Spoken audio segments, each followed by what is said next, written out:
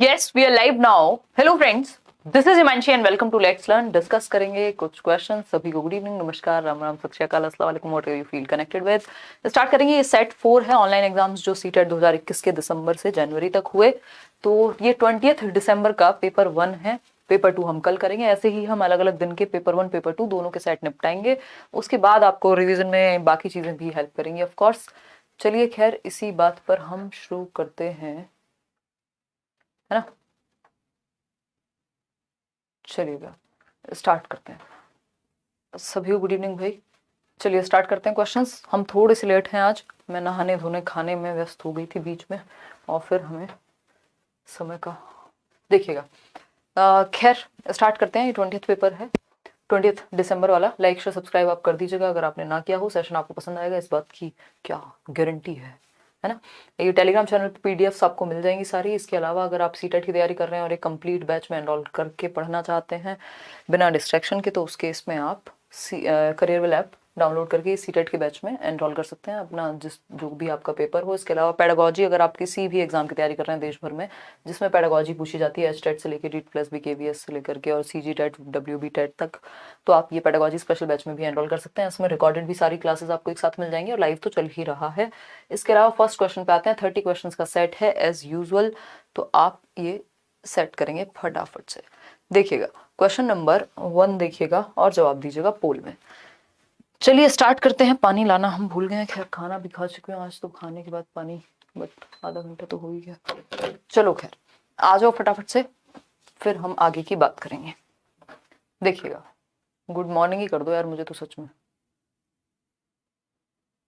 लगाएंगे mock test भी दिलवाएंगे, career lab पे दिलवाएंगे, डोंट वरी। हाँ चलो देखिएगा, अगर हम बात करते हैं क्वेश्चन नंबर 1 की, तो विच of the following is not a principle of the development, यानी इनमें से कौन सा विकास का सिद्धांत नहीं है। एक क्वेश्चन इस पे आता ही है और लगभग हर एग्जाम में आता है ना। विकास का सिद्धांत नहीं है पूछा है, नॉट लिखा हुआ है, ध्यान से पढ़ना है। इनमें से कौन सा विकास का सिद्धांत नहीं है। तो सिद्धांत जो मेन है वो हमने किए हैं, बैचेस में भी किए हैं, यूट्यूब पे भी प्रीवियस वीडियोस अगर आपने देखी हैं तो हम कर चुके हैं। ये जो सिद्धांत वाली कहानी होती है इसको हम निपटा चुके हैं, ठीक है ना।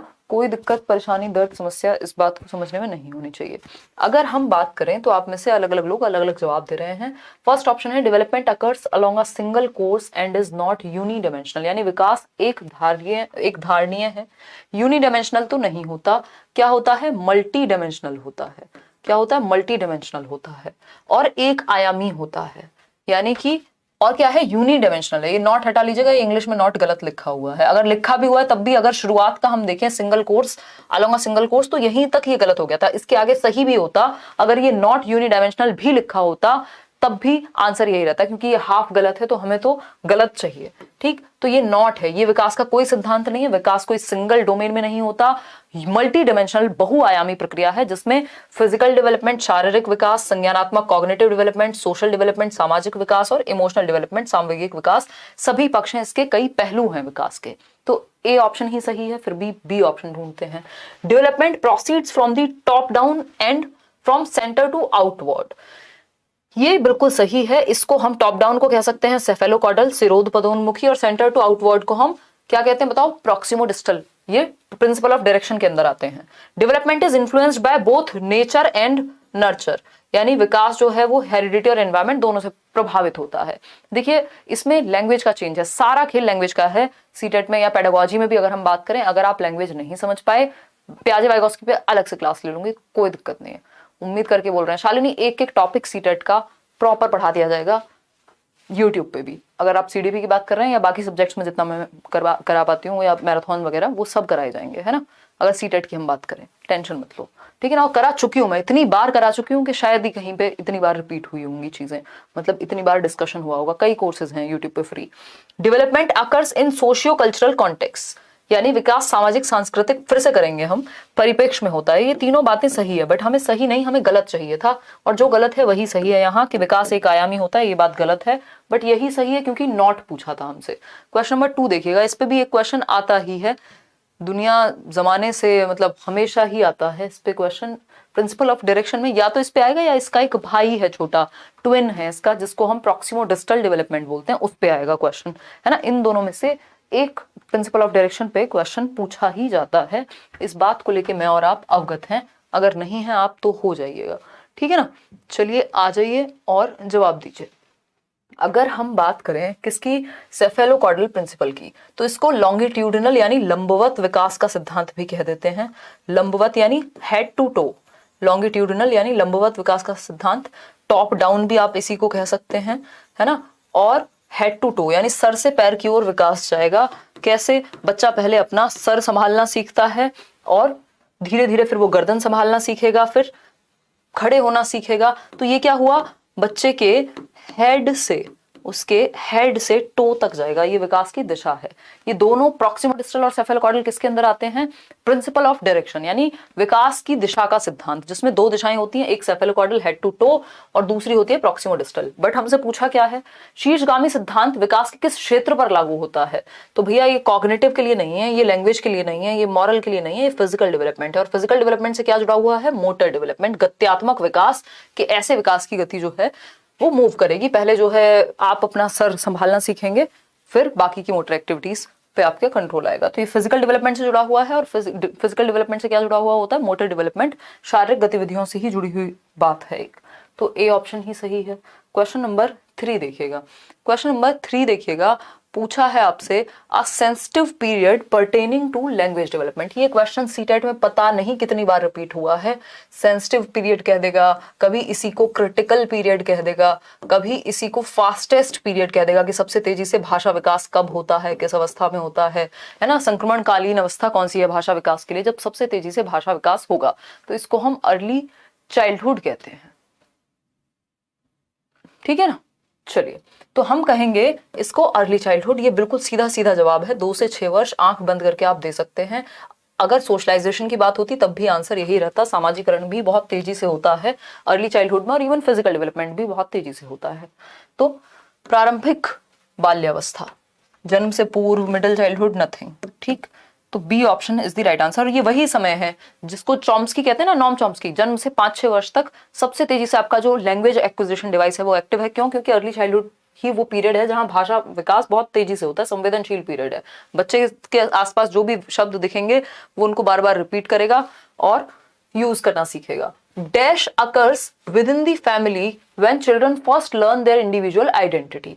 यानी ये होता है परिवारों में जब व्यक्ति अपनी पहली बार अपनी आइडेंटिटी, अपनी पहचान को एक्वायर करने की बात करता है, या फिर उसको भाषा का इस्तेमाल करना आता है।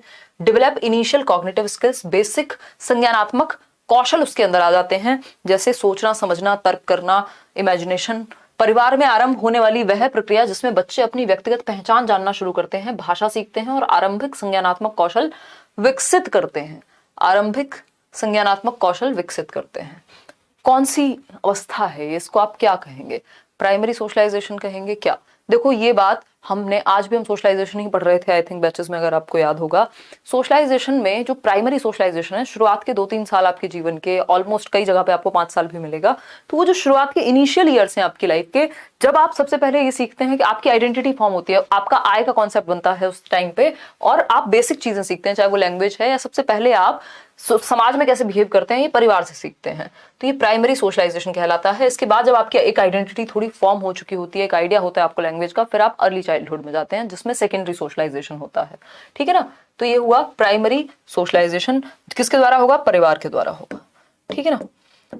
चलिए, लेटेंट और एक्टिव का यहाँ कोई रोल नहीं है क्योंकि हमसे पूछा कुछ और है ना। एक्टिव की अगर हम बात करें तो एक्टिव तो होगा ही। प्राइमरी में किसने कहा है कि वो पैसिव नहीं हो सकता, या पैसिव ही होगा या एक्टिव ही होगा, वो क्वेश्चन नहीं था। क्वेश्चन नंबर 5 देखिएगा, according to the theory of Lawrence Kohlberg. Lawrence Kohlberg ने मॉरल डेवलपमेंट यानी नैतिक विकास का चरण दिया है। At which level is moral thinking based on taking initial perspective of the society. यानी लॉरेंस कोहलबर्ग के सिद्धांत के अनुसार किस चरण पर नैतिक चिंतन शुरुआती सामाजिक परिप्रेक्ष्य पर आधारित होता है। यानी initial perspectives of the society, यानी बच्चा समाज के पर्सपेक्टिव से चीजें देखना शुरू करेगा, या जो उसका नैतिक चिंतन है यानी उसका सही और गलत जो है वो समाज के अनुसार फॉर्म होगा। तो ये कन्वेंशनल स्टेज है। प्री कन्वेंशनल में तो उसको परवाह ही नहीं है कि समाज क्या नियम बना रहा है, उसको बस दंड से बचना है, टिट फॉर टैट करना है। कन्वेंशनल यानी पारंपरिक ट्रेडिशनल पीरियड है, जहां पे समाज में जो चीजें चल रही हैं उनको वो एक्वायर करता है कि रूल्स बने रहने चाहिए, अच्छा लड़का अच्छी लड़की बनना है उसको एंड ऑल। तो B option is the right answer. आगे बढ़ेंगे। कोलबर्ग के अकॉर्डिंग 3 लेवल हैं और 6 स्टेजेस हैं। क्वेश्चन नंबर 6 देखिएगा, फ्रॉम अ पिजेशियन पर्सपेक्टिव यानी प्याजे के परिप्रेक्ष्य से the process of taking new information यानी नई सूचनाओं को ग्रहण करने की प्रक्रिया into the existing body of knowledge यानी जो आपका मौजूदा ज्ञान है उसमें नई सूचनाओं को शामिल करना क्या कहलाएगा। ये ऐसे क्वेश्चंस हैं एसिमिलेशन और एकोमोडेशन के कि इनमें आप कितना भी समझा लीजिए जीवन पर्यंत तक कंफ्यूजन लोग बना लेते हैं या तो गलती कर देते हैं एंड मोमेंट पे। इनको बहुत जरूरी है कि ठीक से पढ़ना और लैंग्वेज को समझ पाना कि कहना क्या चाह रहा है। अगर कुछ हम टर्म्स यूज करते हैं एसिमिलेशन और एकोमोडेशन के लिए, वो एग्जाम टाइम के लिए होते हैं कि आप मॉडिफिकेशन एडजस्टमेंट ये वो यूज कर लेंगे, उससे क्या होगा वो आपका वहां टाइम बच जाएगा, आपको टेंशन नहीं होगी पेपर में अगर आप बहुत कम समय में तैयारी कर रहे हैं। अदरवाइज जरूरी क्या है कि आप लैंग्वेज समझेंगे कहना क्या चाह रहा है क्वेश्चन। तो अगर हम इसकी बात करें, देखना कितने लोग आंसर दिखाना इसमें। सी ऑप्शन कह रहे हैं 53% लोग। चलिए बच गए आप लोग, सही उत्तर दे रहे हैं, क्योंकि ये क्वेश्चन तो एज इट इज भी पूछा जा चुका है। इसी में हल्की सी लैंग्वेज अगर चेंज कर दी होती तो अभी आंसू आ जाते कई लोगों के, ठीक है ना। तो पियाजे के सैद्धांतिक दृष्टिकोण से नई सूचनाओं को, जो भी नई इंफॉर्मेशन है उसको अपने मौजूदा एग्जिस्टिंग स्कीमा में, मान लीजिए मेरे ब्रेन में एक प्रीवियस नॉलेज एक एग्जिस्टिंग नॉलेज है, उसमें एक और चीज मैंने ऐड कर दी कि भैया नई तरह का फोन आया है जो फोल्ड हो सकता है, ऐड कर दी एग्जिस्टिंग स्कीमा में। इसको एसिमिलेशन कहते हैं। क्या कहेंगे? आत्मसातीकरण कहते हैं। इसमें कोई चेंज नहीं हुआ। देखो जब चेंज होगा नई इंफॉर्मेशन के आने से, जो चेंज होने वाला है, हालांकि चेंज इस सिनेरियो में भी होता है क्योंकि ये दोनों चीजें कहीं ना कहीं हो रही होती हैं, बट क्योंकि हमें मेन मुद्दा आंसर पकड़ना है तो इस हिसाब से देखेंगे जैसे ही कोई भी चीज ऐड हो रही है और चेंज होना नहीं दिखाया, एग्जिस्टिंग नॉलेज में ऐड कर ली तो एसिमिलेशन है, जब बात ऐड करने की है। लेकिन इस ऐड होने से अगर एग्जिस्टिंग स्कीमा चेंज हो रहा होता, जो हो अभी भी रहा है क्योंकि ये दोनों प्रोसेस चलती साथ में है अगर देखा जाए तो उस केस में क्या है, चेंज नहीं लिखा है यहाँ पे कि चेंज हुआ है कुछ, या कुछ भी ऐसा नहीं लिखा जिससे परिवर्तन की, एडजस्टमेंट की, मॉडिफिकेशन की, चेंज की संभावना दिख रही हो, जस्ट ऐड किया है।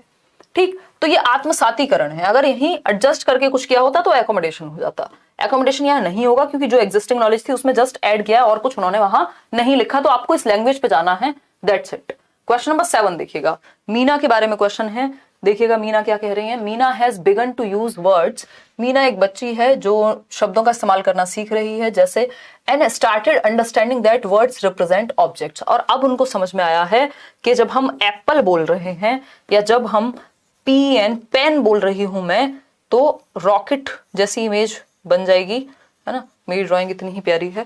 तो पेन मतलब वर्ड्स कुछ रिप्रेजेंट करते हैं। जब मैं वाटर बॉटल बोल रही हूं तो बॉटल का कोई रिप्रेजेंटेशन होगा, तो इन शब्दों से ऑब्जेक्ट्स रिप्रेजेंट होते हैं, यानी सिंबॉलिक थॉट बच्चे में आया है ना। तो she is also beginning to reason logically though she can not perform conservation.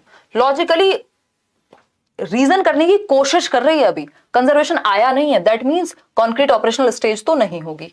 ठीक, अकॉर्डिंग टू जीन पियाजे which stage of cognitive development is Meena in, तो वो प्री ऑपरेशनल स्टेज में है, 2 से 7 वर्ष की अवस्था में है। इसके 2 रीजन है ना। इसमें ये कंफ्यूज कर सकता है कि अब तर्क करने लगी है। अब इस तर्क करने लगी है को आप ये मत समझ लीजिएगा कि कॉन्क्रीट ऑपरेशनल हो गया, क्योंकि सिर्फ तर्क करने लगी है नहीं लिखा है। और ऐसा भी नहीं है कि बच्चे में बिल्कुल 2% का भी तर्क नहीं होगा प्री ऑपरेशनल में। भाई थोड़े बहुत चीजें तो वो भी पूछता ही होगा ना, क्वेश्चंस तो वो करने ही लगता है।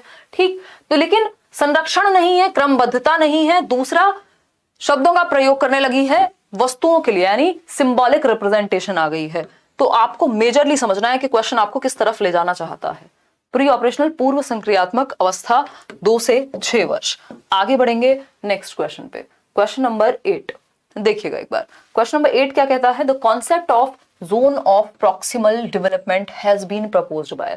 समीपस्थ विकास का क्षेत्र, यानी संभावना है कि आज आप यहां हैं लेकिन आप यहां तक पहुंच सकते हैं, आप सीटेट क्लियर कर सकते हैं। ये इसी को ZPD कहते हैं कि संभावना है कि आपका विकास वहां तक हो सकता है। किसने इसकी बात की है, फटाफट से आंसर दीजिएगा। देखो जेरोम ब्रूनर सबसे ऊपर लिखा है, उसका रीजन है, अभी बताऊंगी, पानी लेके आती हूँ।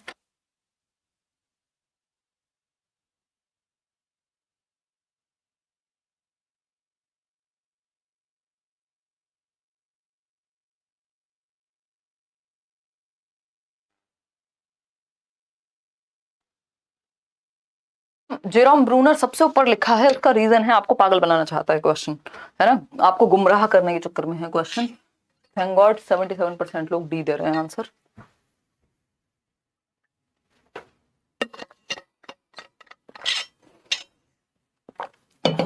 देखिएगा, अगर हम बात करते हैं यहाँ ZPD की, तो ZPD की सीधी सीधी बात लेव वाइगॉस्की ने की है।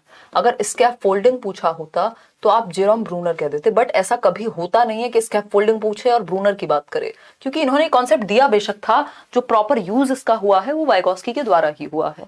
तो 99% केसेस में वाइगॉस्की की तरफ ही लेके जाएगा अगर स्कैप फोल्डिंग भी पूछा हो तो। लेकिन फिर भी जेरोम ब्रूनर ने क्योंकि स्कैप फोल्डिंग दिया था और वो भी वाइगॉस्की से संबंधित है, तो सबसे पहला ऑप्शन इन्होंने चिपका दिया जेरोम ब्रूनर। समझ पा रहे हो ना?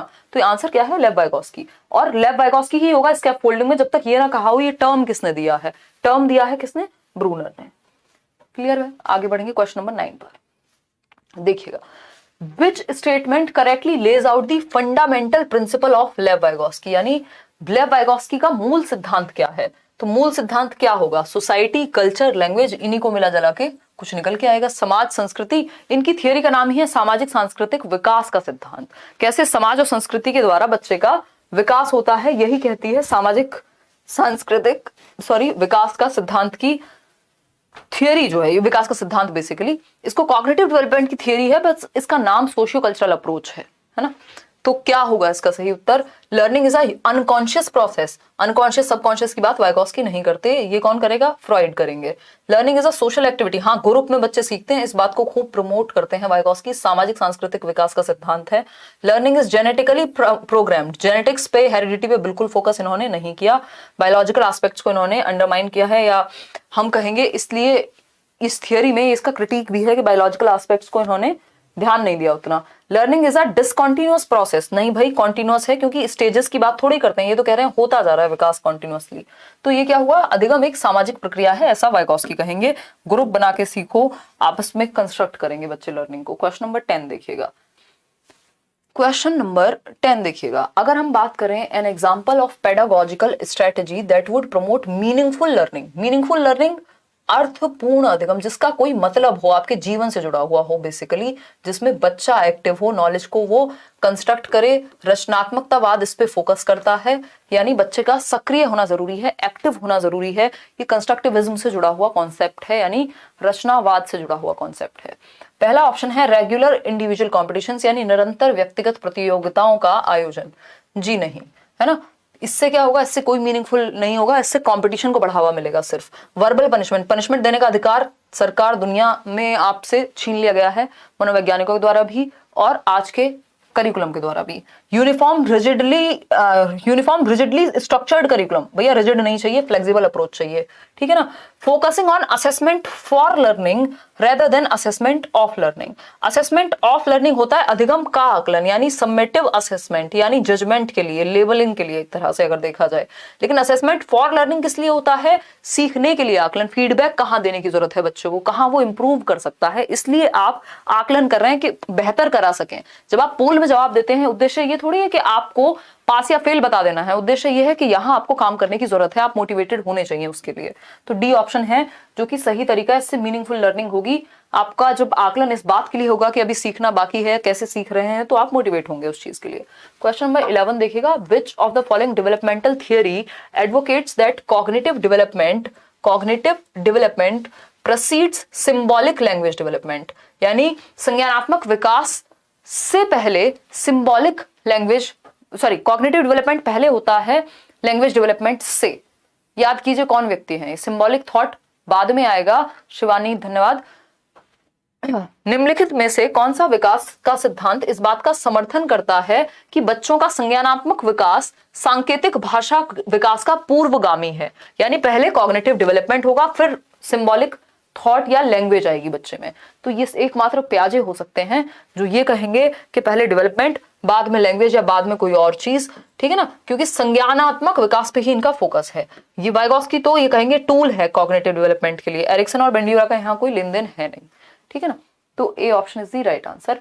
और बात सिंबॉलिक थॉट की करते भी प्याजे ही हैं, अगर आपको कुछ भी ना समझ में आए तो सिंबॉलिक थॉट देख के भी आप समझ सकते हैं। हालांकि हमारी ये अप्रोच नहीं रहती कि हम इतने शॉर्टकट में चलें, क्योंकि हमारे पास टाइम है अभी और कॉन्सेप्ट्स अगर आपके अच्छे होंगे तो आप कभी भी मार नहीं खाएंगे।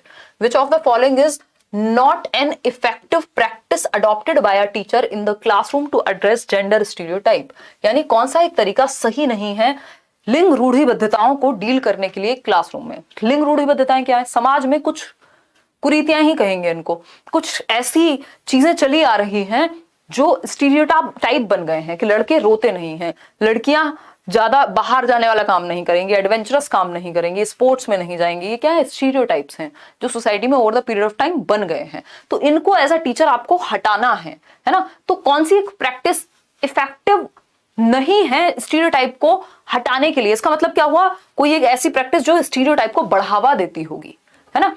लाइक शेयर करना आज आप भूल गए, मैं मान रही हूँ, मैं थोड़ी सी शायद थकान महसूस हो रही होगी, बट मैं ऐसे तैयार होकर तो आई थी, बट नींद आ गई मुझे, ऐसे नहा धो के नींद आ गई। बट ठीक है, कोई नहीं। देखिएगा, काउंटर जेंडर बायस, एक्सरसाइज करना शुरू करूंगी मैं अभी ताकि नींद खुल जाए मेरी। काउंटर जेंडर बायस यानी जेंडर पक्षपात को चुनौती देना कि भैया लड़के और लड़की में क्यों फर्क कर रहे हो, क्या क्या दिक्कत क्या है, समस्या बताओ, है ना, समस्या बताओ। तो समस्या बताने पे तो अगले के दिमाग में समस्या आएगी नहीं, फिर वो कहेगा नहीं लड़के लड़की तो बराबर नहीं होते। कि बराबर कौन होता है? सारे लोग तो वैसे भी बराबर नहीं होते दुनिया में, है ना, बट इंसान है, इतना काफी होना चाहिए इक्वल होने के लिए। सेपरेट सीटिंग अरेंजमेंट, तो ये तो जेंडर बायस को अगर आप काउंटर करेंगे तो इससे एलिमिनेट होगा, हटेगा, ये सोच जो है ये खत्म होगी। Separate seating arrangement for boys and girls in the class, ये बात सही है। अगर आप लड़के और लड़कियों को क्लासरूम में अलग अलग बिठाते हैं तो आप क्या है, स्टीरियोटाइपिंग को बढ़ावा दे रहे हैं। ये कोई सही तरीका नहीं है कि स्टीरियोटाइप इससे खत्म हो जाएगा, बल्कि आप, हालांकि हमारा समाज शायद उतना इवॉल्व हुआ नहीं है, बट सच ये है कि आप इससे ये दिखाना चाह रहे हैं कि भैया आप में पता नहीं दोनों में क्या गड़बड़ है, आपको अलग अलग ही रखा जाएगा, है ना। अगर ध्यान नहीं जा रहा हो तो नॉर्मल इंसानों की तरह, दोस्तों की तरह ट्रीट मत करो एक दूसरे को, ठीक है ना। तो ये वो वाली स्थिति है। डिस्कशन ऑन जेंडर डिस्क्रिमिनेशन, इससे तो बढ़ावा मिलेगा कि स्टीरियोटाइप खत्म हो अगर डिस्कशन होना शुरू होगा तो। Use of examples which show boys and girls in non conformist roles. Non conformist roles कौन से होते हैं? कि लड़कियां भी पायलट बन सकती हैं, है ना, और लड़के भी कुक या कोई भी ऐसा काम कर सकते हैं, टीचर बन सकते हैं, जो कि स्टीरियोटिपिकल रोल बना दिया है। तो ये नॉन कन्फॉर्मिस्ट रोल्स, या इनको हम कहते हैं नॉन ट्रेडिशनल रोल्स में डालने से भी खत्म होता है स्टीरियोटाइप। लेकिन बी ऑप्शन क्या है, वही सही है, क्योंकि वही गलत था और गलत ही हमसे पूछा था। क्वेश्चन नंबर 13 देखिएगा, बड़ा क्वेश्चन है काफी।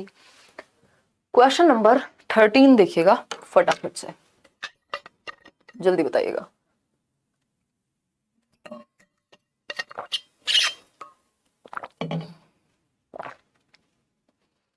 कुछ लोगों में कृतज्ञता का क भी नहीं होता, इस पे हम चर्चा किसी और दिन करेंगे, आज मैं नींद में हूं।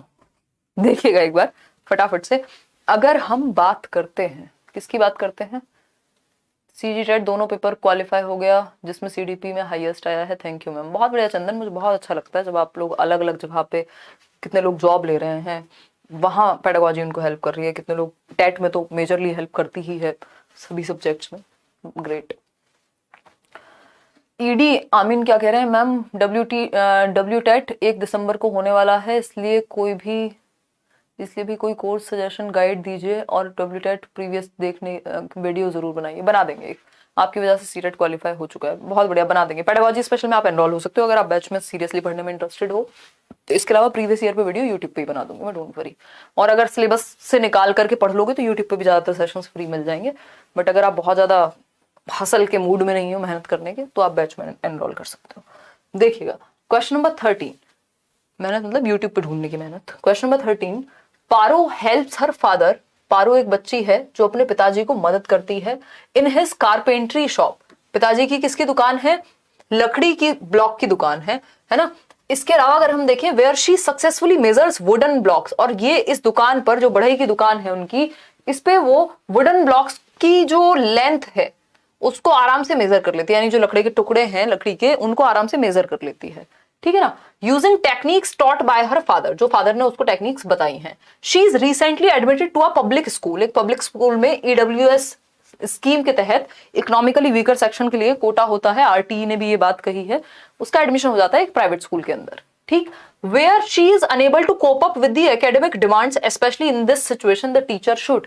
अब वहां की उस पब्लिक स्कूल की जो डिमांड्स हैं, क्योंकि बच्चा ये थोड़ा सा सोशियो इकोनॉमिकली पिछड़े वर्ग से, वीकर सेक्शन से, अगर मैं कहूं तो कमजोर वर्ग से है, पिछड़ा तो क्या ही कहें, ठीक। तो इसमें क्या चीजें हैं, कैसे टीचर को डील करना चाहिए ऐसे बच्चे के साथ जो ईडब्ल्यूएस सेक्शन से आ रहा है जिसमें सीखने की क्षमता है, पहले तो ये मानना पड़ेगा। कैसे डील करें? पहला ऑप्शन है tell Paro that she does not have the ability. ये तो बेवकूफी की बात हो गई, हर एक बच्चे में सीखने की क्षमता होती है, ये मानते हैं हम चाइल्ड सेंटर्ड पेडागोजी के अंदर, ठीक। बी ऑप्शन है give test and encourage repeated drill and practice. सिर्फ टेस्ट देते रहने से क्या प्रॉब्लम सॉल्व हो जाएगी? बच्चे को वहां एट पार महसूस नहीं हो रहा, तो उसके लिए टेस्ट नहीं, बच्चे को समझना भी पड़ेगा, ठीक है ना। चलिए आगे बढ़ते हैं। C option, contextualise the curriculum and study material for Paro integrating her mathematical experiences gained outside the school. देखो ये बात आप ध्यान रखिएगा, मैं बहुत टाइम से आपको कहती आई हूं कि बच्चा जो भी लेकर के आता है उसका हम यूज करते हैं, उसको हम एक नींव की तरह यूज करते हैं। जो भी उसकी प्रीवियस नॉलेज है, जो भी उसका बैकग्राउंड है, जो भी उसकी आर्थिक स्थिति है, जिस भी चीज से वो आया, जो भी उसकी संस्कृति है, उन सब चीजों का हम प्रयोग करते हैं बेहतरी के लिए बच्चे की। तो जो उसके पास है उसका इस्तेमाल करेंगे हम। उसके पास क्या है? उसके पास एक मैथमेटिकल एडवांटेज है जो वो लेकर के आया है, ठीक है ना। तो अगर इस स्थिति में हम देखते हैं तो हम बच्चे को संदर्भ से जोड़ेंगे, उस करिकुलम को ऐसा बनाएंगे जो बच्चे के संदर्भ से जुड़ सके, जो पाठ्यचर्या है और अध्ययन सामग्री है प्रासंगिक बनाना, ताकि उसकी लाइफ से कनेक्ट हो सके, और जो भी वो गणितीय अनुभव लेकर के आई है उसका इस्तेमाल करेंगे उसको सिखाने में, ठीक बात है, ताकि बच्चा कंफर्टेबल हो। Ask Paro to keep her knowledge gained at home separate from knowledge gained in school. ऐसा कुछ नहीं है, चीजें कनेक्ट होनी चाहिए, जो घर पे सीखा है और जो स्कूल में सीख रही है। तो C option is the right answer. आगे बढ़ेंगे क्वेश्चन नंबर 14 पर। देखिएगा अच्छा क्वेश्चन है, आसान क्वेश्चन है, लड्डू क्वेश्चन है। Sensitivity to the sounds, rhythms and meaning of words, यानी किसके प्रति? ध्वनि के प्रति, लय के प्रति, शब्दों के अर्थ के प्रति जो इंटेलिजेंस है। अगर कोई बच्चा साउंड्स को समझने में अच्छा है ना, प्रोनाउंसिएशन वगैरह अच्छा है उसका, रिदम अच्छा है, पोयम वगैरह अगर उसको सुनानी है, तो मीनिंग ऑफ वर्ड्स फटाफट से उसके दिमाग में सेट हो जाते हैं, मतलब लैंग्वेज में अच्छा है, ओवरऑल लिंग्विस्टिक इंटेलिजेंस है, भाषिक बुद्धि है व्यक्ति में या बच्चे में। ये किसकी बात है? गार्डनर की मल्टीपल इंटेलिजेंस, बहुबुद्धि सिद्धांत का ये उदाहरण है। इंटरपर्सनल होता है दूसरे लोगों में अच्छा हो, इंट्रापर्सनल होता है खुद को समझने में, सेल्फ को समझने में अच्छा हो, स्पेशल होता है जब वो मैप्स को, दिशाओं को समझने में अच्छा हो। कार्टोग्राफर, नक्शा बनाने वाला व्यक्ति हो सकता है, मूर्तिकार हो सकता है ना। खैर, तो सी ऑप्शन लिंग्विस्टिक इंटेलिजेंस, जो लोग भाषा के इस्तेमाल में अच्छे हैं, इस्तेमाल छोड़िए समझने में भी इवन, तो लिंग्विस्टिकली इंटेलिजेंट हैं वो। आगे बढ़ेंगे क्वेश्चन नंबर 15। देखिएगा, in a socio constructivist classroom, यानी सामाजिक रचनावादी क्लासरूम, यानी जहां ग्रुप में बच्चे नॉलेज को कंस्ट्रक्ट करते हैं, उसको सोशियो कंस्ट्रक्टिविस्ट कहते हैं, और ये वाइगोस्की का कॉन्सेप्ट है।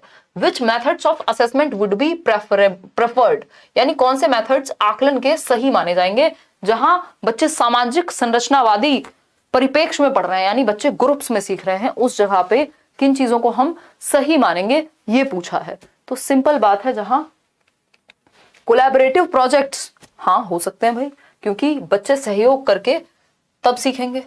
ऑब्जेक्टिव क्वेश्चंस नहीं, इसमें कोई सोशल एस्पेक्ट जुड़ा हुआ नहीं है, ग्रुप में नहीं सीख रहा बच्चा यहाँ। स्टैंडर्डाइज टेस्ट ये भी नहीं, रिकॉल बेस्ड नहीं, कोलैबोरेटिव प्रोजेक्ट्स, क्योंकि सोशियो कंस्ट्रक्टिविस्ट का मतलब है समाज, समाज का मतलब है ग्रुप, ठीक है ना। तो A option is the right answer. Question number 16 देखिएगा एक बार। Continuous aspect, the continuous aspect in continuous and comprehensive evaluation implies, यानी कि सतत एवं व्यापक मूल्यांकन में सतत से क्या अभिप्राय है, यानी कॉन्टिन्यूअस से क्या अभिप्राय है। जब हम बात कर रहे हैं सीसीई की सतत एवं व्यापक में, सतत का मतलब क्या है, कॉन्टिन्यूअस एंड कॉम्प्रिहेंसिव में कॉन्टिन्यूअस का क्या मतलब है, ये पूछा है आसान शब्दों में। तो कॉन्टिन्यूअस का मतलब है सतत चलेगा। हाँ छोड़ो नीतू, डायरेक्टर को छोड़ो, तो आज जैसी नींद नहीं आई कभी। आज के बाद मैं खाना नहीं खाऊंगी क्लास से पहले, और नहाने का तो सोचूंगी भी नहीं, होली दिवाली नहाऊंगी सिर्फ। देखिएगा एक बार।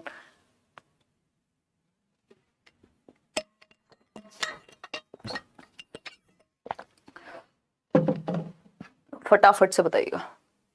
ईवीएस का क्वेश्चन कराइए। अरे कराएंगे यार, क्यों टेंशन लेते हो, काहे टेंशन लेते हो।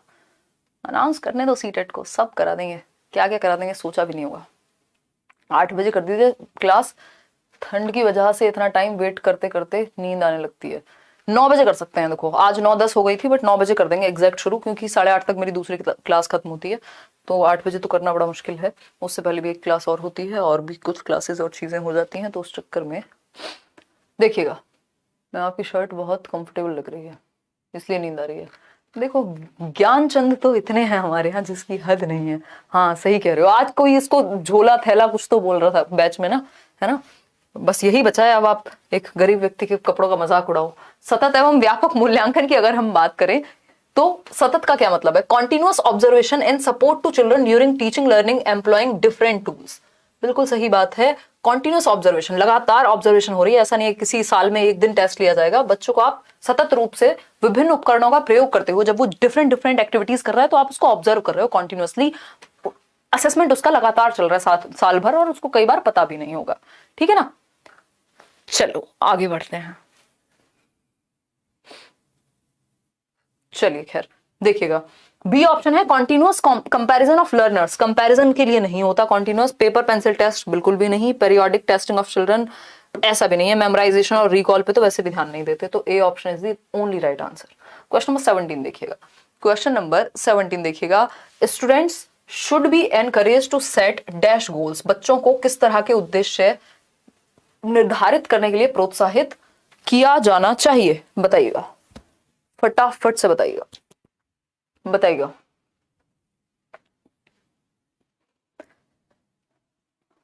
फटाफट से बताइएगा किस तरह के उद्देश्य? मास्टरी ओरिएंटेड, यानी जिसमें वो प्रवीण बने, जिसमें वो पारंगत बने, चीजों के मास्टर बने जो भी वो सीख रहे हैं। हाँ बिल्कुल ऐसे ही गोल्स के लिए हम उनको प्रेरित करेंगे। फेलियर ओरिएंटेड नहीं, फेलियर जिसमें वो बस फेलियर से बच जाएं। याद है ना ओरिएंटेशन पढ़ाया था क्लास में। फेलियर एक्सेप्टिंग, एक्सेप्टिंग जब आ जाएगा फेलियर तो एक्सेप्ट तो कर ही लोगे, बट खेलता कोई इसलिए थोड़ा ना है कि हारेंगे आज, खेलते तो सब जीतने के लिए हैं।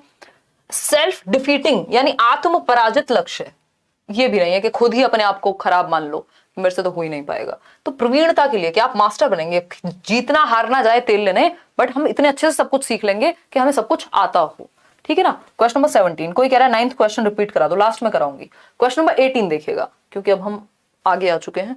क्वेश्चन नंबर 18 देखिएगा, विच of the following is a principle of inclusion. Inclusion मतलब समावेशन, समावेशन मतलब सभी के लिए शिक्षा, एजुकेशन फॉर ऑल, इक्विटी की ये बात करता है कि यानी हर बच्चे को ध्यान में रख के उसकी नीड को ध्यान में रख के। डिस्क्रिमिनेशन बेस्ड ये नहीं होता, बिल्कुल भी डिस्क्रिमिनेट नहीं करेगा, सेग्रीगेट नहीं करेगा। स्टैंडर्डाइज्ड इंस्ट्रक्शन की जगह यहाँ फ्लेक्सिबिलिटी होगी।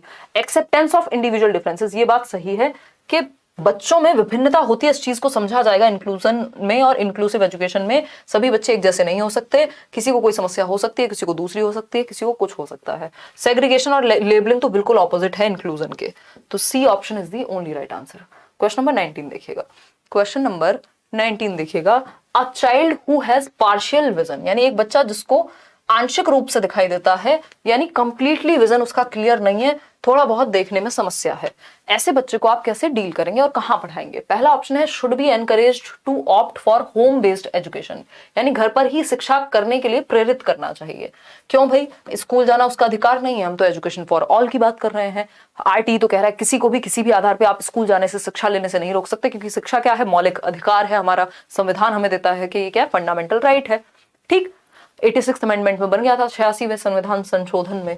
बी ऑप्शन है needs to be in a separate institution, यानी एक अलग संस्थान में रखो, अलग थलग नहीं करना बच्चे को, स्पेशल एजुकेशन नहीं देनी, रेगुलर स्कूल में पढ़ाना है। Should be become a part of regular school with inclusive provisions, बिल्कुल सही बात है कि आप प्रोविजंस या एज पर बच्चे की नीड अपने सिस्टम में बदलाव कर लीजिए, लेकिन रेगुलर स्कूल में पढ़ाइए, सामान्य सभी के साथ पढ़ाइए। ऐसा नहीं है कि उसको अलग थलग स्कूल में डाल देंगे। Should be in a regular school with no special provisions, अगर बच्चे के लिए स्पेशल प्रोविजन नहीं होंगे, मान लीजिए जिस बच्चे को देखने में समस्या, उसको आप आगे नहीं बिठा रहे, उसको कह रहे हैं अच्छा नॉर्मल बच्चे की तरह पीछे ही बैठो तुम भी, है ना, या फिर जिस बच्चे को चलने फिरने में दिक्कत है उसको आप कह रहे हैं तुम जाओ 3rd फ्लोर पे, लिफ्ट है नहीं तो वो कैसे जाए भैया बैसाखी का यूज करके 3rd फ्लोर पे, तो आप उसके लिए क्या प्रोविजन करेंगे कि ग्राउंड फ्लोर पे क्लास रखेंगे या फिर रैंप बनवाएंगे स्कूल में, तो स्पेशल प्रोविजन होने चाहिए। ठीक है ना, तो C option is the right answer. आगे बढ़ेंगे, क्वेश्चन नंबर 20 देखिएगा, क्या कहता है भाई क्वेश्चन नंबर 20। आसान सा सवाल है बस, हाँ थोड़ा लेंदी है। क्वेश्चन नंबर 20 कहता है विच of the following practices will support creativity, यानी रचनात्मकता को सपोर्ट करने वाला है, रचनात्मकता में, सृजनात्मकता में सहायक कौन सा एक ऑप्शन होगा, यानी क्रिएटिविटी को बढ़ावा देना, यानी कुछ नया करना, कुछ क्रिएटिव करना, कुछ डिफरेंट करना। ठीक, एक्सेप्टेंस ऑफ इमेजिनेटिव आंसर्स, हाँ अगर आप कल्पनाशील नहीं होंगे तो किसी ने अगर कोई कल्पना ही ना की होती तो ये स्मार्ट बोर्ड आपके सामने नहीं होता, हम इतनी दूर से पढ़ नहीं रहे होते, किसी ने तो सोचा होगा ना। एम्फेसिस ऑन ब्रेनस्टॉर्मिंग, यानी विचार मंथन, यानी ब्रेन स्टॉर्म हो रहा है आइडिया से, ग्रुप में बैठ के बच्चे एक प्रॉब्लम पे सोच रहे हैं, कुछ नया कुछ क्रिएटिव सोचेंगे। एम्फेसिस ऑन कन्वर्जेंट थिंकिंग, ये गड़बड़ है क्योंकि क्रिएटिविटी डाइवर्जेंट थिंकिंग से जुड़ी हुई होती है, दिशाओं में सोचने से। कन्वर्जेंट थिंकिंग तो होती है कि 4 ऑप्शन से एक जवाब दे दो, बात खत्म, है ना, तो ये गड़बड़ है। टॉलरेंस टू डिसेंट, ये डिसेंट वाली जो बात है ये बिल्कुल सही है कि असहमति के प्रति सहनशीलता। 4 बच्चे ग्रुप में किसी प्रॉब्लम पे काम कर रहे हैं, सब तो एक दूसरे से सहमत नहीं हो सकते, तो दूसरे के पॉइंट ऑफ व्यू को भी सुनने की क्षमता, चाहे वो उसका विचार मुझसे अलग हो सकता है, इस बात को सुनने की क्षमता या इसके प्रति संवेदनशीलता, सहनशीलता कि ठीक है उसका विचार जो ओपिनियन है वो डिफरेंट हो सकती है ना, डिफरेंस ऑफ ओपिनियन हो सकता है। तो फर्स्ट सही है, सेकंड सही है, फोर्थ सही है, थर्ड खराब है क्योंकि ये कन्वर्जेंट थिंकिंग की बात कर रहा है। फर्स्ट सेकंड थर्ड तो हो ही नहीं सकता, फर्स्ट सेकंड और fourth, D option is the right answer over here. आगे बढ़ेंगे नेक्स्ट क्वेश्चन पे। नेक्स्ट क्वेश्चन क्या है, क्वेश्चन नंबर है 21 और 10 सवाल बचे हैं। देखिएगा क्वेश्चन नंबर 21 क्या कहता है, विच of the following strategy is not, not वाले क्वेश्चन को ध्यान से पढ़िए, कैपिटल में लिखा है इन्होंने not, in line with the philosophy of inclusion. Philosophy of inclusion यानी समावेशी शिक्षा की जो फिलॉसफी है, मतलब सभी को इंक्लूड करके चलने की, उसके अनुसार कौन सी बात सही नहीं है। To help a child with autism, autism वाला बच्चा जो सोशली ज्यादा घुलता मिलता नहीं है, जो रेपिटेटिव बिहेवियर करता है ना, जिसको नॉर्मली दिक्कत हो सकती है एक रेगुलर क्लासरूम में अगर आप उस पर ध्यान नहीं दे रहे तो, ठीक है ना। In your class who is finding it difficult to cope with the group activities, उसको ग्रुप एक्टिविटीज करने में दिक्कत होगी क्योंकि वो सोशली कंफर्टेबल महसूस नहीं करता।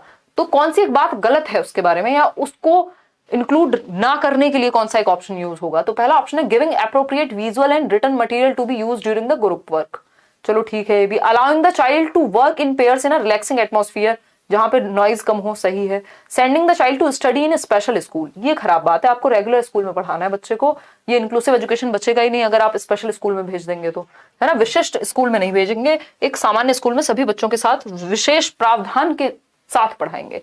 Seeking the support of remedial teacher, ये तो सही है, आप रेमेडियल टीचर का प्रयोग यहाँ कर सकते हैं, तो C option is the right क्योंकि यही गलत है और गलत ही पूछा था इसलिए गलत ही सही है। क्वेश्चन नंबर 22 देखिएगा, लाइक करना कैसे भूल जाते हो, मानिक कह रहे हैं, मानिक मुखर्जी बहुत गुस्से में हैं, आप सभी लाइक कर दीजिए, नहीं तो फिर इनके गुस्से से आपको ईश्वर ही बचा पाएंगे। मजाक करें, देखो एक बार फटाफट से, है ना। बीएड और DElEd which one is best for government jobs, BEd से ऑप्शंस आपके पास ज्यादा हो जाएंगे, जो आजकल का क्राइटेरिया होता हुआ नजर आ रहा है क्योंकि हर जगह पे लगभग बीएड को ही लागू कर ही देंगे। बट आपको अगर जल्दी है, आपने 12th की और आपको डायरेक्ट डीएलएड करनी है, तो उस केस में आप अपने कई साल बचा सकते हैं क्योंकि आपके 3 साल ग्रेजुएशन, 2 साल बीएड, 5 साल, तो 3 साल बच जाएंगे आपके क्योंकि आप 2 साल में डीएलएड कर लेंगे।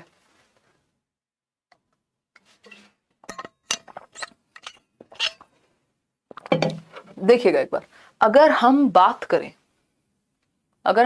करें फरहीन, देखिएगा, in a primary classroom the teacher must dash students to ask questions. भाई बच्चों को एक प्राथमिक कक्षा में शिक्षक को छात्रों को प्रश्न पूछने के लिए तो क्या करोगे आप, उनको प्रोत्साहित करोगे, एनकरेज करोगे। ये तो आंख बंद करके सोते हुए भी बता देगा आपके घर का छोटा बच्चा भी कि प्राथमिक कक्षा में जो शिक्षक को प्रश्न पूछने के लिए, भाई टीचर तो हमेशा ये कहेगा ना पूछो जितने क्वेश्चन पूछने, प्रोत्साहित करेगा क्वेश्चंस के लिए। क्वेश्चन से क्या होगा, क्यूरियोसिटी बढ़ती है, क्लैरिफिकेशन आती है, थिंकिंग क्लियर होती है, कॉन्सेप्ट्स अच्छे होते हैं। Discourage, never allow, punish, nothing. ठीक है, तो आसान सा सवाल है।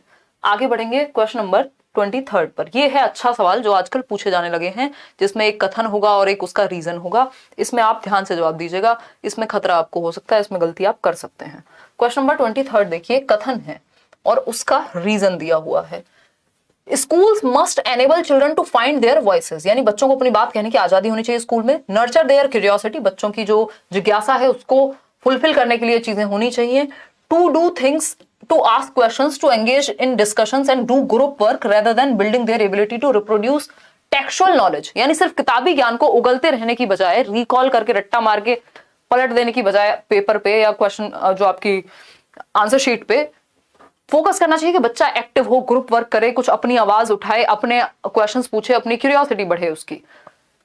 बात तो सही लग रही है, कराएंगे इंग्लिश पेडागोजी कंचन, बात तो सही लग रही है, एकदम करेक्ट है बात तो, है ना, राइट है। इसका रीजन क्या दिया, ऐसा क्यों होना चाहिए। Learning is active and social in its character, क्योंकि लर्निंग तब होती है जब हम सक्रिय होते हैं, बच्चा एक्टिव हो जिस ऑप्शन में, वो बेस्ट ऑप्शन है। ये कहते कहते मेरे कई सारे बाल सफेद हो गए हैं, बस आपको दिखेंगे नहीं क्योंकि इतने नहीं हुए जितने मैंने बता दिए। देखिएगा, तो सोशल इन इट्स कैरेक्टर, हाँ समाज में ग्रुप में बच्चा अच्छा सीखता है। ये बात हम कह सकते हैं। तो दोनों ही बातें सही हैं, both A and R are true and R is the correct explanation of A. ये बात सही है, क्या है, सही है। ठीक, दोनों ही बातें सही है। बच्चे को एक्टिव रखो, क्योंकि लर्निंग सोशल और क्या होती है, एक्टिव होती है अपने कैरेक्टर में। आपकी पुरानी वीडियो से पढ़ा था, यहाँ तो मजे लेने आता हूँ। बहुत बढ़िया, पढ़ लो पढ़ लो। मजे क्या, क्वेश्चंस अटेम्प्ट कर लिया करो मजे के साथ साथ। है, मजे लेने का मतलब ये नहीं सिर्फ मजे लोगे जीवन में, मजे लेते हुए भी सीखो, है ना। देखिएगा, ग्राफिकल टूल्स की अगर हम बात करें तो graphical tools for organizing and representing knowledge and relationship within a particular topic are known as. प्याजे पढ़ रहे हैं, ग्राफिकल रिप्रेजेंटेशन बनाई, है ना, बीच में लिखा प्यारा सुंदर सा प्याजे का चेहरा बनाया, फिर निकाली आपकी इनकी स्टेजेस, फिर फैक्टर्स, उन स्टेजेस में भी एसिमुलेशन एकोमोडेशन, पूरा चार्ट जैसा बना दिया, कुछ एक ऑर्गेनाइजेशनल रिप्रेजेंटेशन बना दी। इसको हम कॉन्सेप्ट मैप कहते हैं। कॉन्सेप्ट से जोड़ के चीजों को आसानी से समझने और याद रखने में ही मदद करता है ना। निमोनिक्स तो वो हैं जो, जैसे मैंने आपको SPCF बता दिया, ये निमोनिक है, शॉर्ट वेज चीजों को याद करने के। ठीक, एडवांस ऑर्गेनाइजर्स में तो फिर बहुत सारी चीजें आ जाएंगी, ये आप खुद से नहीं बनाएंगे। आगे बढ़ते हैं। चंक्स होता है टुकड़ों में तोड़ना। क्वेश्चन नंबर 25 देखिएगा।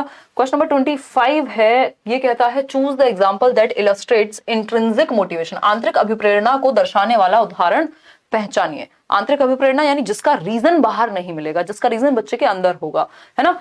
Learning for the sake of learning, सीखने के लिए सीखना आंतरिक अभिप्रेरणा है। समझ पा रहे हो कि नहीं, बताओ विनोद। प्राइमरी में 137 नंबर आए हैं, सीटेट में बहुत बहुत थैंक्स, और सेकेंडरी में 125। मैं आपसे मिलना चाहती हूँ प्लीज, बलिया में कभी। श्वेता आप मेल कर दीजिए, बिल्कुल कभी ना कभी हम जरूर मिलेंगे। और थोड़ी सी मेहनत और कर लीजिए, इस बार आपका सिलेक्शन हो जाएगा। 135 बुरा स्कोर नहीं है, बस मेहनत और थोड़ी अच्छी हो जाए, रिवीजन और थोड़ा अच्छा हो जाए, एनालिसिस और अच्छा हो जाए, तो यही चीज मेरिट में आ जाएगी, है ना। चलिए खैर, आते हैं, समझते हैं चीजों को। मेरे भी बाल सफेद हो गए हैं, क्या करें, अभी शादी भी नहीं हुई। हाँ, बाल देख के शादी होगी आपकी तो, उम्मीद है। नहीं, मेरे नहीं हुआ, मैं मजाक कर रही थी। है, ऐसे अपनी बुराइयां थोड़ी करते हैं यार।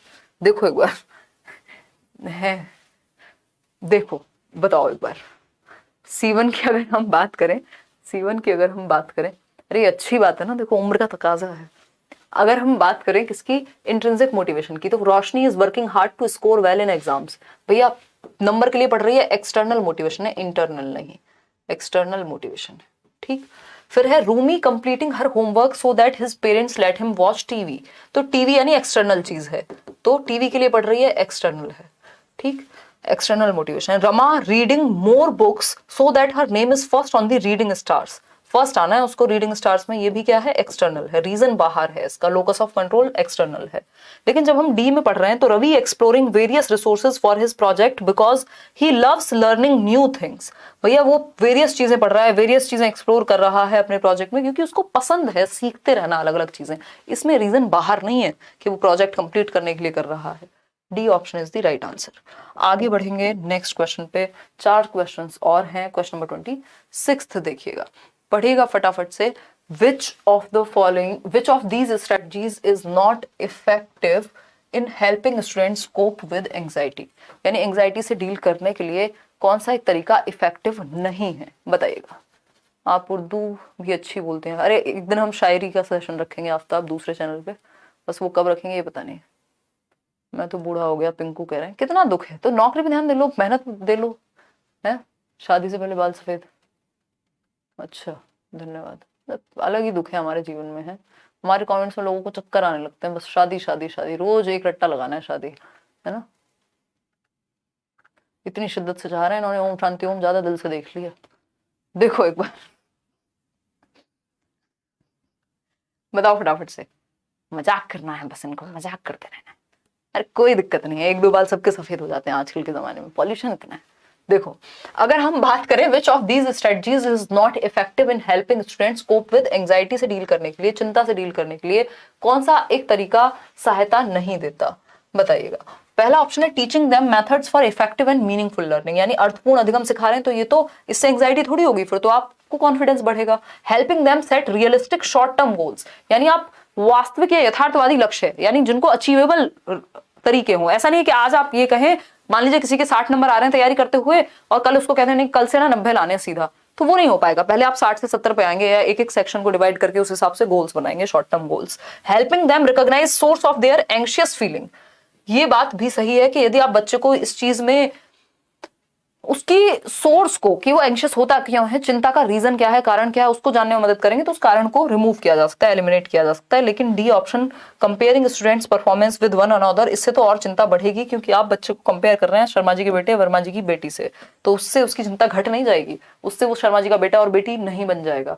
क्वेश्चन नंबर 27 देखिए, क्योंकि वो तो दुबे जी का बेटा या बेटी है, देख रहे हैं। क्वेश्चन नंबर 27 देखिए, रचिता अ mathematics teacher tries to analyze the errors made by her students in identifying the correct operation to be applied for statement sum. She does this. यानी रचिता एक गणित अध्यापिका अपने छात्रों की भाषा कथन वाले प्रश्नों में सही प्रक्रिया पहचानने में त्रुटियों का विश्लेषण कर रही है। यानी बच्चे गलतियां कहां कर रहे हैं जब सही कथन पहचानने की बात हो रही है। तो ये त्रुटियों का विश्लेषण क्यों जरूरी है? क्योंकि एरर्स इंपॉर्टेंट है, एरर्स से समझा जा सकता है कि कमी कहां रह गई है। ठीक है ना? हाँ अनु सही कह रहे हैं भाई, सेम कमेंट कॉपी पेस्ट मत करो, इधर आ जाओ। Segregate students who make errors in comparison to others, अलग थलग कर दो उन बच्चों को जिनकी गलतियां ज्यादा हो रही हैं। ऐसा नहीं है, ये गलत बात है, सेग्रीगेट बच्चे को नहीं करना होता, ये बिल्कुल नेगेटिव है, ये कभी पॉजिटिव नहीं होता जब तक नॉट ना लिखा हो ऊपर। Give more questions to them as punishment, punishment का अधिकार नहीं है और पनिशमेंट से कोई गलती नहीं सुधरने वाली। Correct the errors by giving them more practice, बात हो रही है आइडेंटिफाई करने की कोशिश कर रही है, उसका रीजन क्या है, चलो हो सकता है 1% सही। डी ऑप्शन पढ़ लेते हैं। Understand the error since they are a window to children's thinking, देखो सिर्फ अंधे होकर के प्रैक्टिस कराने से, अंधे होकर के मतलब ब्लाइंडली, मतलब आप फोकस ही नहीं कर रहे उस चीज पे, मेटाफोरिकली, ठीक है, लिटरली नहीं। त्रुटियों को समझना क्योंकि वे छात्रों के चिंतन को समझने में मदद करते हैं। भाई उन गलतियों को एनालाइज करके आप समझिए, उससे पता लगेगा बच्चा सोच किस तरह से रहा है और फिर आप उसको करेक्ट करा सकते हैं। तो D option is the best answer. Question number 28 देखिएगा, national education policy 2020 lays emphasis on, यानी राष्ट्रीय शिक्षा नीति 2020 किस चीज पर फोकस करती है, एम्फेसाइज करती है? एग्जाम्स के लिए सीखने पे नहीं, ये तो स्किल्स पे फोकस कर रही है। रोट लर्निंग, रट्टे पे नहीं, ऐसी कोई भी नई पॉलिसी ये नहीं कहेगी। सिर्फ प्रैक्टिस और ड्रिल नहीं, कॉन्सेप्चुअल अंडरस्टैंडिंग, होलिस्टिक लर्निंग, संप्रत्ययी समझ, बच्चे का कॉन्सेप्ट अच्छा हो, है ना। आगे बढ़ेंगे, क्वेश्चन नंबर 30 देखिएगा, 29 है। चिल्ड्रन लर्न मोस्ट मीनिंगफुली, बच्चे अर्थपूर्ण ढंग से तब सीखते हैं जब, मीनिंगफुली मतलब जो उनके जीवन से जुड़ी हुई चीज हो। मीनिंगफुल कब होगी बच्चे के लिए कोई चीज, बताइए। हिंदी में समझा रहे हैं सौरभ, और क्या बच्चे की जान लोगे अब, हैं? बच्चे किस शिक्षा शास्त्र द्वारा सबसे अधिक अर्थपूर्ण अधिगम करते हैं, बताइएगा? Through lectures and direct instruction. देखो सिर्फ व्याख्यान देकर के मीनिंगफुल इंस्ट्रक्शन होता तो फिर वो टीचर सेंटर्ड नहीं कहलाता। बाय रैपिटेड मैकेनिकल प्रैक्टिस, इससे भी रट्टाफिकेशन होगा, मीनिंगफुल लर्निंग नहीं होगी। बच्चा सबसे ज्यादा एक्टिव कहाँ है, वहां देखिए। When they are actively engaged in tasks and activities, ये बात सही है, जब बच्चे कार्यों और क्रियाकलापों में क्रियाशील रूप से भाग लेते हैं, जब वो मीनिंगफुली एक्टिव होते हैं, जहां बच्चा सबसे ज्यादा एक्टिव है वहां मीनिंगफुल लर्निंग, अर्थपूर्ण अधिगम होगा। सिर्फ रिवॉर्ड से काम नहीं चलेगा, तो डी नहीं है, आंसर सी है एकमात्र। आज का आखिरी सवाल, फिर हम 9th क्वेश्चन में किसी को डाउट था उस पर चलेंगे। क्वेश्चन नंबर 30 देखिएगा, giving students access to a range of suitable materials and the scope to self direct their learning is a way of promoting, यानी जब छात्रों को विभिन्न प्रकार की सामग्री दे रहे हैं, डिफरेंट तरीके से, उनके पास चार्ट्स भी है, उनके पास ग्लोब भी है, उनके पास अलग अलग टीचिंग लर्निंग मटेरियल है, और उन्हें अपने अधिगम को स्वयं निर्देशित करने का मौका दे रहे हैं, यानी बच्चा जो सीख रहा है अपने आप को गाइड कर पाए, अपने आप को डायरेक्शन दे पाए, सेल्फ लर्निंग बेस्ट है। तो उस केस में क्या सही होगा और क्या गलत होगा, ये बताइएगा, फटाफट से बता दीजिए।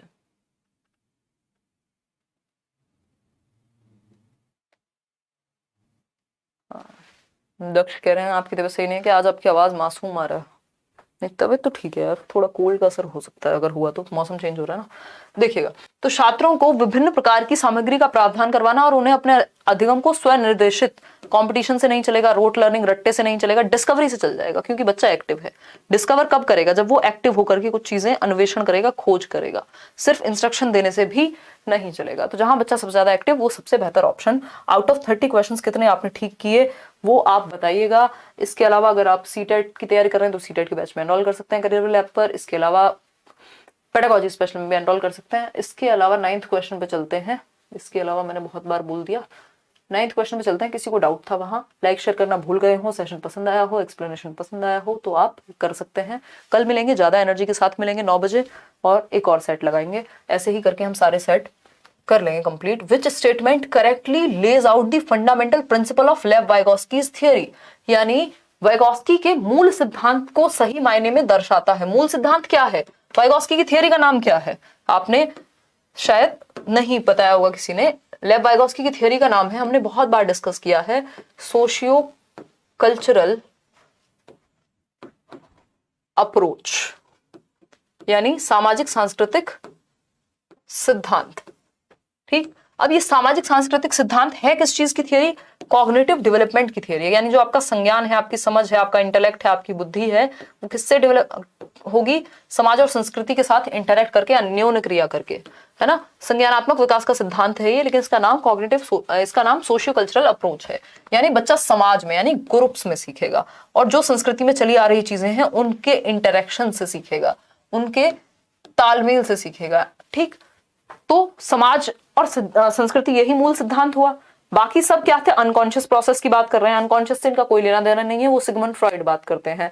जेनेटिकली प्रोग्राम्ड है, जेनेटिक्स की, बायोलॉजी की बात इन्होंने कहीं नहीं की, स्टेज की भी बात नहीं की। डिसकंटिन्यूअस हो नहीं सकता, क्योंकि डिसकंटिन्यूअस पियाजे के अनुसार है डेवलपमेंट, क्योंकि वो क्या है? स्टेजेस में तोड़ रहे हैं। जब स्टेजेस में तोड़ेंगे तो डिसकंटिन्यूअस बन जाएगा। लेकिन जो स्टेज की बात ही नहीं कर रहा, जो एज की बात ही नहीं कर रहा, जैसे वाइगॉस्की, तो उनके लिए तो कॉन्टिन्यूअस है डेवलपमेंट। तो अधिगम एक सामाजिक क्रिया है, एक सोशल एक्टिविटी है। ये मूल सिद्धांत हुआ वाइगॉस्की की थियरी का। आउट ऑफ 30 कितने ठीक हुए वो आप बताइएगा। ये वेस्ट बंगाल वाले परेशान ना हो, मैं करती हूँ कुछ, है ना। ठीक है, क्रिएटिव अंजलि, धन्यवाद। इस बार मेहनत करो अच्छे से, बहुत ही बढ़िया। चलिए, धन्यवाद आप सभी का। आउट ऑफ 30 कितने क्वेश्चंस आपके ठीक हुए हैं वो आप बता दीजिएगा। कल मिलेंगे सेम टाइम। ये मंडे टू फ्राइडे आपकी क्लास होती है 9 बजे से 10 बजे या 10:15 तक, 10 बजे तक ही हो जाती है। 1 घंटे में हम 30 क्वेश्चंस 60 मिनट्स, जिसमें प्रॉपर एनालिसिस, पढ़ाई, पोल, बातें सब कर लेते हैं हम लोग।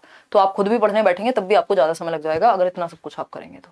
मेरी अम्मी आपको बहुत पसंद करती हैं, मुझे कहते हैं कि उनकी तरह बनो। अच्छा मुस्कान, अम्मी को कहो अपनी तरह बनूंगी, मुस्कान बनूंगी, है ना। देखो वैसे भी आपका तो नाम मुस्कान है, कि कुछ अच्छी चीजें सीख लूंगी उनसे 2-4, बाकी बनूंगी अपनी तरह ही। ठीक, तो ये आउट ऑफ 30 कितने ठीक हुए? कल मिलेंगे 9 PM। ये 9 से 10 आपकी क्लास होती है रात को। अपना इंटरनेट आप थोड़ा बहुत बचा के रख सकते हैं, आपको मजा आता हो अगर। सीखने को तो ऑफकोर्स बहुत कुछ मिलेगा ही मिलेगा। और मंडे टू फ्राइडे, है ना, मंडे टू फ्राइडे। चलिए आज के लिए इतना ही, कल मिलेंगे। Tata, bye bye, good night, सो जाओ अब, या पढ़ लो जिन लोग को रात में पढ़ना होता है। चलिए, टेक केयर।